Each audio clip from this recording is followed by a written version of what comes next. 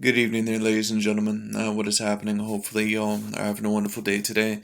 So, I thought that I would give my little fight review because I'm not sure if mine stayed up yesterday or not.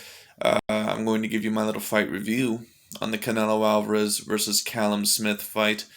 So, I just want to say congratulations to Canelo Alvarez, who, in my opinion, the performance yesterday shows why I have him at the number one pound for pound spot on my list. And a certain amount of people might disagree. But when you take a look at his accomplishments recently, when you take a look at his dominance and his skill set recently, and when you take a look at this dude's resume, this dude, Canelo Alvarez is a bad boy. Canelo is the real deal. In my opinion, he is the number one pound for pound fighter when you include everything. Now, the ones that might threaten Canelo Alvarez's spots might be either Earl Spence Jr. or Terrence Crawford, if Terrence Crawford starts beating some of the elite contenders. But when it comes down to it, and Earl Spence, he has a very great resume, especially at welterweight, but he has yet to fight a fighter that maybe would be on the same platform as, say, a Gennady Golovkin when Canelo Alvarez fought him, or something like that. You know what I mean? So it is what it is. But both of those fighters are right behind Canelo Alvarez. But Canelo, in my opinion, right now is at the number one pound for pound spot. And this was a very, very dominant performance by Canelo Alvarez. I think I maybe gave Callum Smith 1 round. I think I scored it the same way the judges did in the fight, at least two of them. When it came down to it, I said that I thought Callum had debatably all the tools to beat a Canelo Alvarez, but he would have to play the right game plan. Well, in this fight, not only did it look like he didn't have the absolute right game plan, it didn't even look like he had the tools to beat a Canelo Alvarez. Canelo was just way too great in this fight, and every fight I look at Canelo Alvarez, he seems to be getting greater and greater and greater and greater. Now, I knew most likely he wasn't going to knock Callum Smith out, even though he did hurt him a multitude of times, and from round 9 on, it looked like Callum Smith was basically just in survival mode. But when it comes down to it, Canelo was very impressive. And a certain amount of people overall, especially the LDBC and new media channels, are not going to give Canelo Alvarez a lot of credit for this win. This is an A-class win. Callum Smith was debatably the number one 168-pounder in the world when you take a look, not only at his accomplishments, but his skill set. Callum Smith is not a bad fighter. He's a very decent fighter. And of course, you have a certain amount of the LDBC channels that are saying, well, I'm not going to give Canelo credit until he faces Jermall Charlo, Demetrius Andrade, or David Benavidez. Let me tell you something. I'm not sure if any of those fights would have been as much of a challenge as this Callum Smith fight. And a certain amount of people might be confused from that because Callum Smith pretty much got his ass whooped yesterday. Let me tell you something. When it comes to Demetrius Andrade, even though he's a very decent fighter, and I'm not saying that I don't want any of these fights to happen. I would love to see all three of these fights. But the thing is that I don't see any one of those gentlemen really having that much more of a chance than Callum Smith did in this fight against Canelo Alvarez. Demetrius Andrade is a very decent fighter, but he does have holes in his game that can be exposed. And we've seen these in a couple of his fights, even though he is a very talented fighter. If you ask me, I think Demetrius Andrade is a very talented fighter, but I believe his talent has been a little bit overrated, to be quite honest with you. And a certain amount of people overall may not like that. He is a very talented fighter. But I've heard people even go as far to say that he's the most talented 160-pounder, or the most talented, even more talented than Canelo. And to me, that's a bit of a stretch, especially when it comes to a guy that really hasn't faced that elite of competition. But it is what it is. When it comes to Charlo, I think he actually even has less of a chance than a Demetrius Andrade.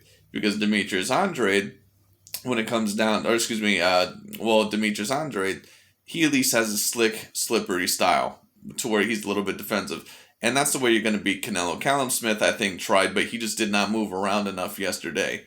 He stayed on the ropes for way too long. He was not really trying to pick Canelo off at certain angles, He was not moving from side to side. You have to do that with Canelo if you're going to move around.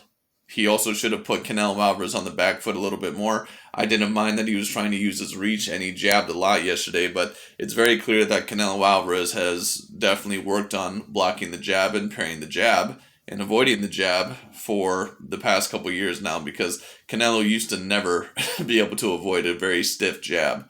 But he avoided a jab very well in this fight. To be quite honest with you, besides one left hook, I don't remember really one flush shot that Canelo Alvarez got hit with in this fight against a Callum Smith. But just talking about some of the other fighters, I also hear about Jamal Charlo and David Benavidez. Jamal Charlo, I think he actually even has a worse chance than Demetrius Andrade.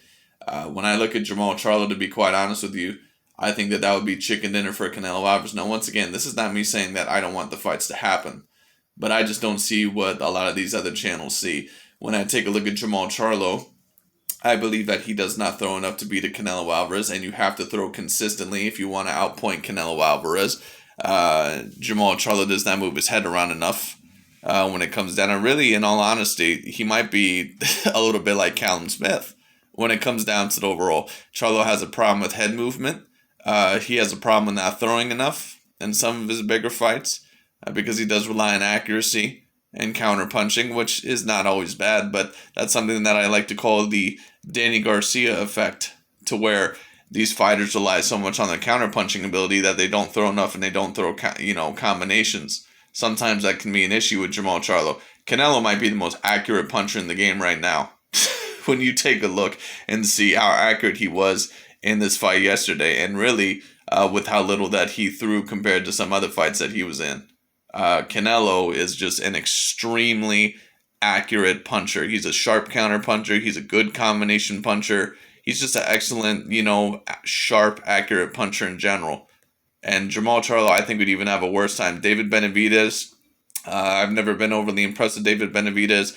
That being said, David Benavidez is a very decent fighter, but I don't think he moves around enough. He doesn't block enough. Now, I know a certain amount of people, especially the Mexican fan base, they're going to say, well, he's not going to back down from Canelo Alvarez. He's going to go straight forward towards Canelo Alvarez and be there, the whole entire time. Well, that looks good on paper.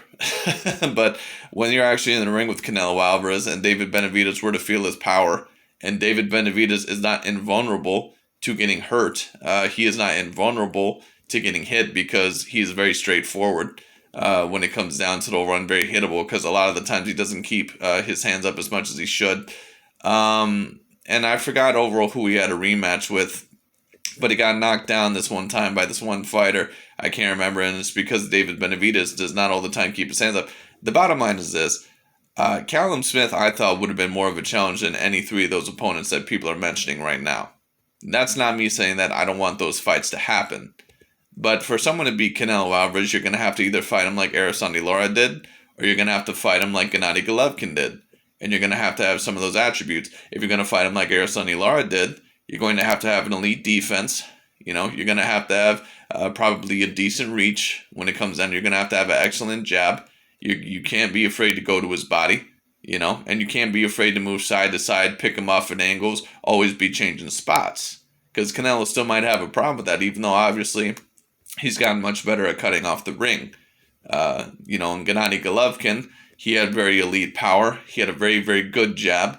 Now the problem with Golovkin is that he, once again, also did not try to go to Canelo Alvarez's body a whole lot. Now, I've seen Callum Smith somewhat go to Canelo Alvarez's body, but Canelo was actually blocking those body shots very well. To beat Canelo overall is going to have to be one of two situations. You're going to have to pressure him the whole entire time with a consistent jab in his face and then your combinations to the body. Or, if you're going to be on the back foot, not only do you have to go to the body, but you have to change angles. You have to shift side to side and pick them off at different angles. You can never stop moving.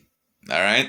Those are the only two ways that I see to beat Canelo. And to be quite honest with you, with the way that Canelo has adapted and the way overall that he became such a great fighter, I'm not even sure if those two styles will work against Canelo anymore, at least not with the caliber of fighters. And that's not me saying that there's not decent fighters. But, I just don't know if it'll work with these fighters like Billy Joe Saunders. And I'm not the only one who's saying this.